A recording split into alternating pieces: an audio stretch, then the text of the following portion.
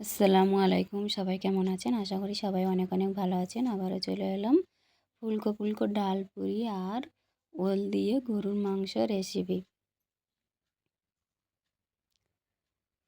এইভাবে একবার বানিয়ে দেখবেন, সবগুলো পুরি পুরো ফুলকো ফুলকো হবে, কেউ ছেড়ে যাবে না, খুবই সুন্দর হবে। এইভাবে বানিয়ে দেখুন, খুবই ভালো লাগবে। এখানে আমি মসুর ডাল নিয়েছি, ডালটাকে আমি ধুয়ে পরিষ্কার করে নিয়েছি আর দিয়ে দিলাম অল্প করে হলুদ গুঁড়ো আর লাল মরিচের গুঁড়ো, জিরে গুঁড়ো দিয়ে সামান্য তেল দিয়ে দিলাম, দিয়ে এটাকে আমি সিদ্ধ করতে দেবো। আর এখানে ময়দাটা মেখে নিচ্ছি, দিয়ে দিলাম ময়দা, লবণ, সামান্য চিনি, একটু খাবার সোডা আর জোয়ান দিয়ে সবগুলো একসঙ্গে এইভাবে মিক্স করে নিচ্ছি। মিক্স করা হয়ে গেলে দিয়ে দেব সাদা তেল 2 চামচ পরিমাণ। এখানে আমি 500 গ্রামের মতো ময়দা নিয়েছি। হাত দিয়ে ভালো করে এইভাবে ময়দাটা আমি মেখে নিচ্ছি। মাখা এইভাবে হয়ে গেলে তখনই নর্মাল পানি দিয়ে অল্প অল্প করে পানি দিয়ে এইভাবে ময়দাটা মেখে নিতে হবে। ময়দাটা হাত দিয়ে আমি এইভাবে মেখে নিচ্ছি। দেখুন ময়দাটা আমার মাখা রেডি হয়ে গেছে। এবার এটাকে আমি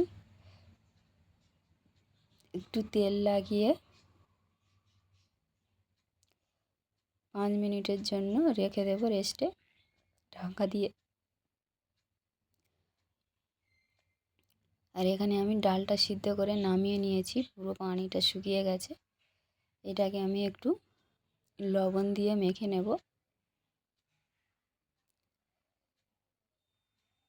বিট লবণ দিয়ে দিলাম, দিয়ে এটাকে আমি ভালো করে মেখে নিচ্ছি।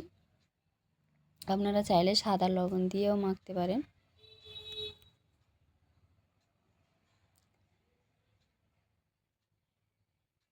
মাখা রেডি হয়ে গেছে। এবারে এখানে আমি ময়দাটা ছোট ছোট করে কেটে নেব লেচি করে।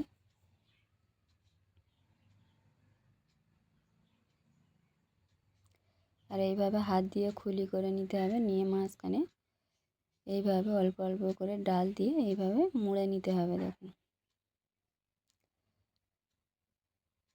একটা রেডি হয়ে গেছে। এইভাবে সবগুলো আমি রেডি করে নিয়েছি। আর এখানে কড়াতে তেল বসিয়ে দিয়েছি। তেলটা গরম হয়ে গেলে এইভাবে একটা একটা করে নিয়ে এইভাবে বেলে নেব।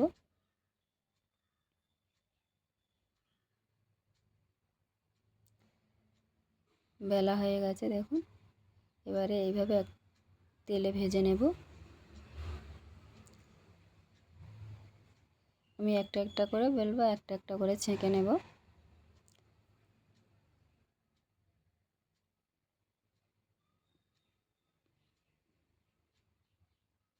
দেখুন কতটা ফুলকো হয়েছে। আবারও একটা দেখিয়ে দিচ্ছি ভেজে। দেখুন এইভাবে একটু নাড়া দিলে অমনি ফুলে উঠবে। সবগুলো পুরি ফুলকো ফুলকো হবে একদমই।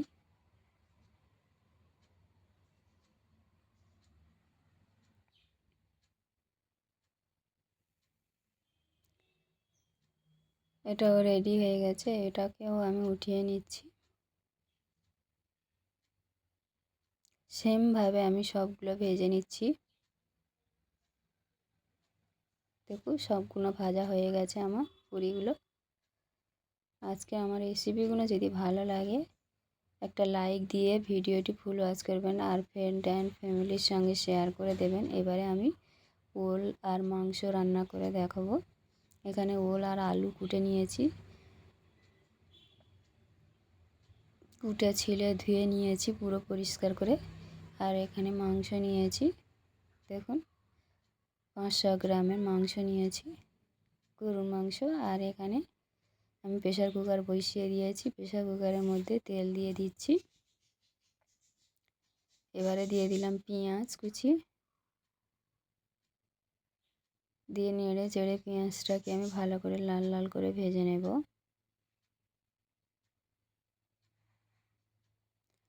আর এখানে একটু আমি পুদিনা পাতা দিয়ে দিলাম।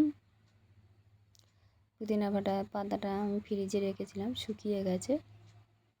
আর এটা শুকনো চর্বি দিয়ে দিলাম, 2-3টা গোশের সঙ্গে মাংসের সঙ্গে ছিল। চর্বিটা গলে যাওয়ার জন্য। পেঁয়াজটা লাল লাল হয়ে এসেছে, তখনই মাংসগুলো দিয়ে দিচ্ছি। দিয়ে ভালো করে লাল লাল করে ভেজে নেড়ে চেড়ে কষিয়ে নিচ্ছি।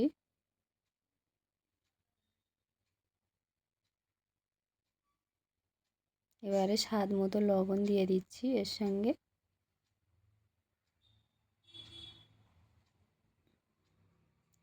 লবণটা দিয়ে এইভাবে কিছুক্ষণ কষাবো।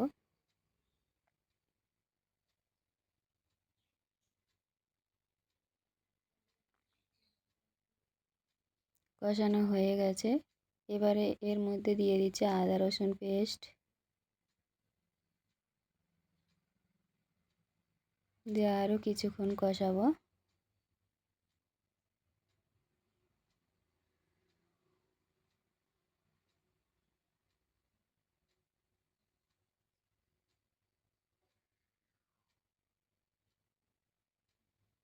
এবারে কুটে রাখা আলু আর রোল এর সঙ্গে দিয়ে দিলাম, মাংসের সঙ্গে দিয়ে দিয়েছি। দিয়ে কিছুক্ষণ কষিয়ে নেব। এবারে গুঁড়ো মশলাগুলো দিয়ে দেবো। লাল মরিচের গুঁড়ো, হলুদ গুঁড়ো, ধনিয়া গুঁড়ো, জিরে গুঁড়ো দিয়ে ভালো করে এইভাবে কষাচ্ছি।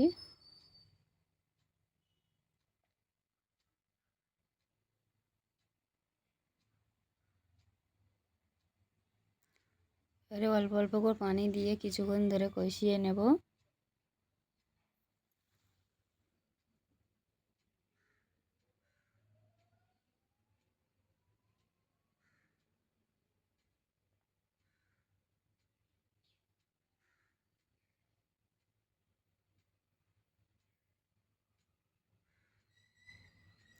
এবারে ওর সঙ্গে আমি একটা টমেটো কুচি দিয়ে দিলাম, দিয়ে একটু ঢেকে রাখবো।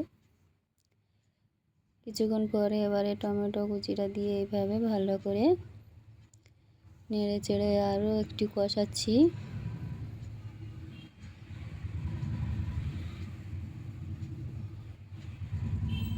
এবারে এর মধ্যে আবারও অল্প করে পানি দিলাম।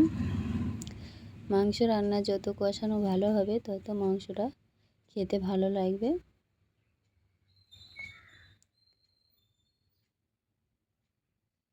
এর মধ্যে একটু এলাইচি পাউডার দিয়ে দিলাম।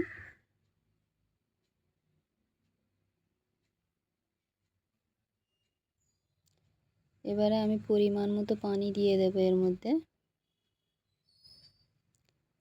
দিয়ে প্রেসার কুকারের ঢাকনাটা আটকে দেব। দিয়ে 6 থেকে 7টা সিটি মেরে নেব। নিলে আমার মাংসের রেসিপিটা রেডি হয়ে যাবে।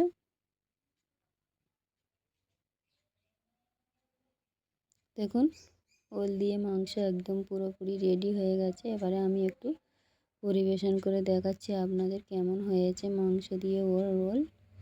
ওলটা একদম হয়ে গেছে।